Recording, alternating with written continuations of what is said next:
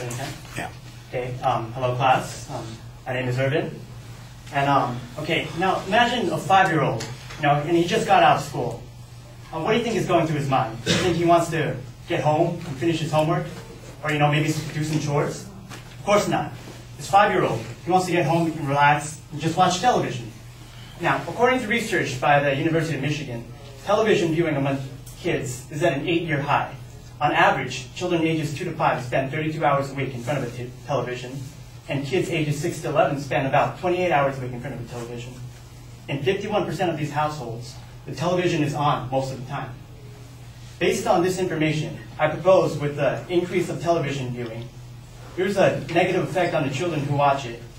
These negative effects include children being exposed to violence on television daily, children often spending too much time watching television, and television affecting a child's learning ability. Now, when you watch television, it's very hard to find a channel without any type of violence.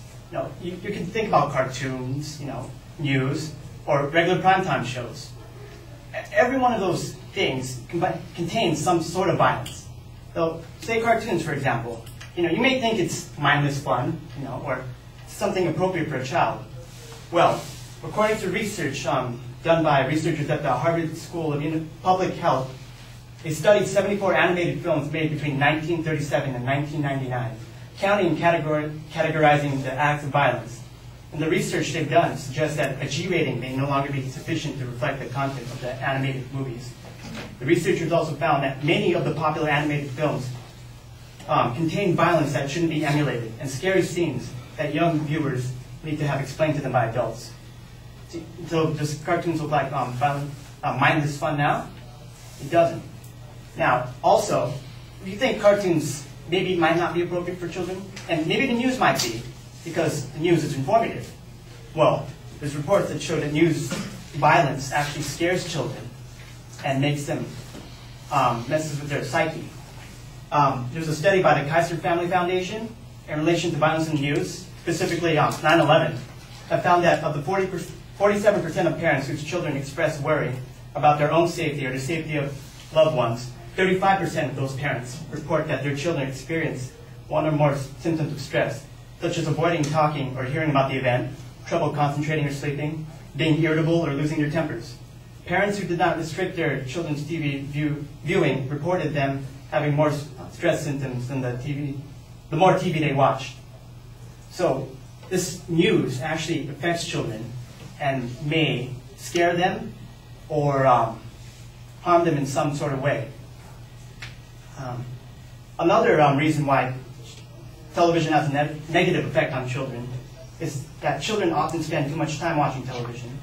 Sitting in front of television, although maybe fun, can actually be very unhealthy.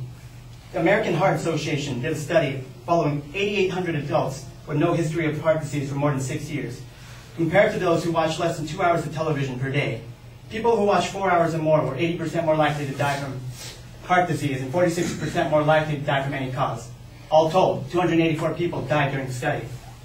Each additional hour spent in front of the television increases the risk of dying from heart disease by 18% and the overall risk of death by 11%. Now, even though this study was done on adults, this can actually relate to children as well. Because as children, if you learn that watching television is an acceptable way of doing things, then you learn that as you go into adulthood, you think it might be okay just sitting in front of the television, just watching, and it's just not right because all that inactivity is actually bad for you. Another reason why another effect that watching too much television can have is that television can affect the child's sleep pattern. Dr. Judith Owens and Roland Maxon did a study of 495 children in grades kindergarten to 4th grade, which showed sleep disturbance being caused by, which showed sleep disturbance among the children being caused by increased daily television viewing amounts and increased television viewing at bedtime, especially in the context of having a television set in child's bedroom. Now, my final claim of why television has a negative effect on children, because television affects a child's learning ability. Watching television at an early age can actually cause certain mental disorders in children. A study published in the April 2004 issue of Pediatrics concluded that exposure to television in ages 1 to 3 years old increased the risk of developing attention-related problems at age 7. In follow-up studies, the researchers found that early television viewing was associated with cognitive trouble and problems in school as the child aged. Now, that's only for ages like 1 to 3.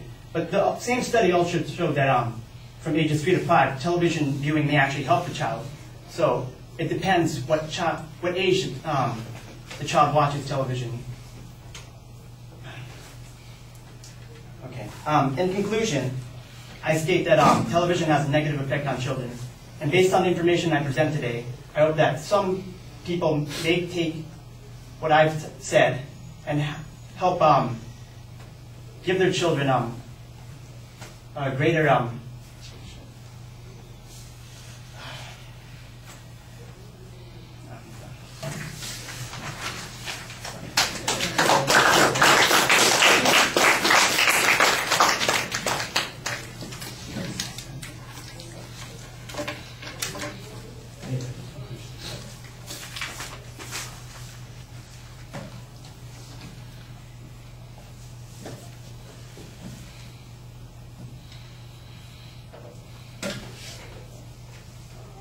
What was the time? 6:10. Thank you.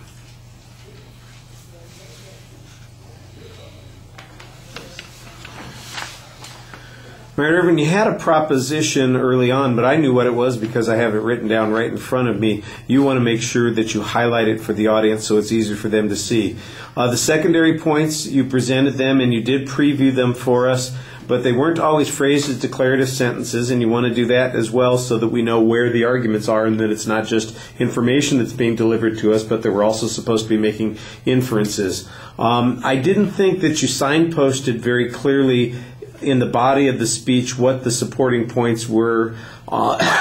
In fact, a couple of times they sounded repetitive. When you talked about the health effects, I mean, it seemed like there were 3 or 4 or 5 health effects that you were going through, and then you talked about a different set of effects, and some of them sounded like they aren't all that different from health effects that you were talking about. So I think you need a little bit tighter rein on what the secondary points are, and maybe a simpler way of expressing each of those points. Taking out some of the secondary issues, grouping them together might make a little bit more sense. Excuse me. You did have quite a bit of data in the speech. Sometimes the data just seemed to describe what the study was, and it didn't always tell us how important the study was or the relationship they had. Other times there was some information that I thought was interesting. You had a statistic, for instance, that each additional hour that a person spent in front of the television increased their risk of heart disease by 18%. And I'm thinking, well, you know, if somebody watches 0 hours and somebody else is watching 5 hours a day, that sounds to me like they got a 100% increase in the risk of heart disease. Is there a way to kind of figure out what the total impact of that would be? Because increasing the risk doesn't necessarily mean that people are dying of heart disease. I think there are other explanations that could exist there as well, but I think you presented some reasonable risks on those points, and I thought you did a good job, like I said, citing the evidence in the body of the speech. Presentation was a little bit problematic at times. Sometimes you would get lost in the sentence and not clear on where that was going, and you need to maybe practice a little bit more and polish those things. All right, thank you.